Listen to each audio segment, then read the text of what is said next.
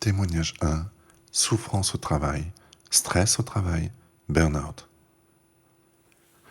J'ai vécu un calvaire au travail. J'avais l'impression de ne pas être reconnu dans mon travail. C'était un travail qui ne servait à rien, sans valeur ajoutée pour la société, si ce n'est que pour le profit de quelques-uns. J'avais l'impression d'être inutile. Les tâches que je réalisais n'étaient ni intéressantes, ni stimulantes. Je m'ennuyais terriblement. J'étais au ralenti. J'avais le sentiment que la journée n'allait jamais finir. Au début, j'ai commencé à avoir de moins en moins envie d'aller au travail. Et puis au fil des jours, j'avais de moins en moins de patience et j'ai commencé à avoir une boule au ventre tous les matins. J'avais aussi des symptômes physiques tels que des maux de ventre, céphalées sans raison apparente. Je ressentais énormément de stress, malgré mes tentatives de me déconnecter de mes émotions et de moi-même.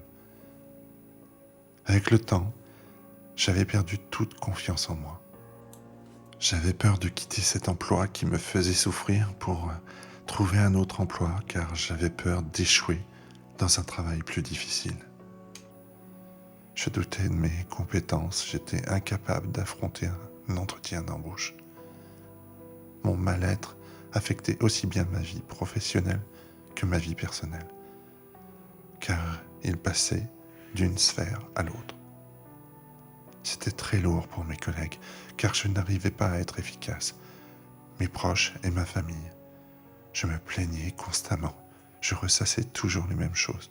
Je m'isolais. Je n'avais goût à rien. Je pensais qu'en changeant d'entreprise, tout irait mieux, mais cela n'a pas été le cas.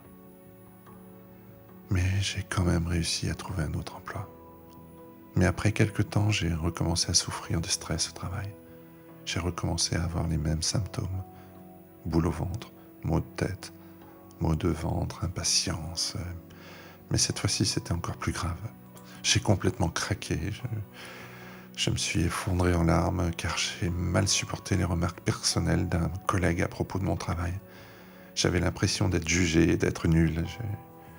J'avais aussi remarqué que ma situation alimentait aussi même des commérages de mes collègues. Pour la première fois, j'avais pris conscience que ce mal était plus profond que cela. Je devrais donc trouver des solutions pour enrayer ce mal-être.